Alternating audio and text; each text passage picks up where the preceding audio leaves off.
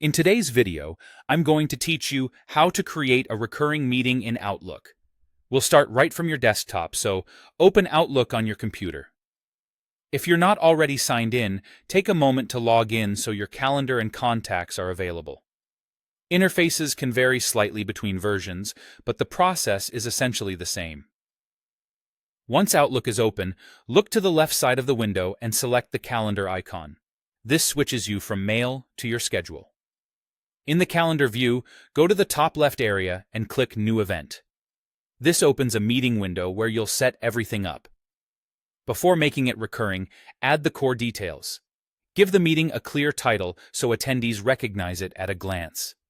Choose the date along with a start and end time, and check your time zone if you work with people in different regions. Add the location, whether it's a physical room or an online meeting link provided by your organization's tools. In the description box, include an agenda or any context that helps everyone prepare. If you already know who needs to be there, add them in the attendee field now.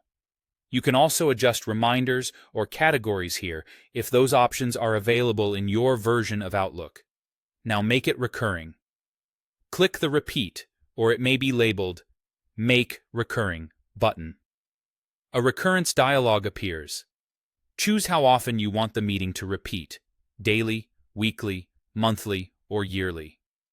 Next, define the pattern. For example, weekly on Tuesdays and Thursdays, or monthly on the first Monday. Then set the duration of the series. You can choose an end date, handy for project timelines, or specify a number of occurrences, which is useful when you only need a set count of meetings. When the pattern looks correct, click Save to apply it to the series. You'll return to the event window with the recurrence now attached. Give everything a quick review: title, times, location, and attendees, and then click Send to invite your participants. Outlook will deliver the invitation for the entire series, and attendees can accept one meeting or the full set. A couple of tips as you wrap up.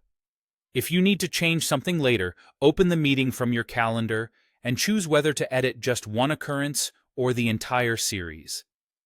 Be careful with series-wide changes after people have accepted, as it can update every instance.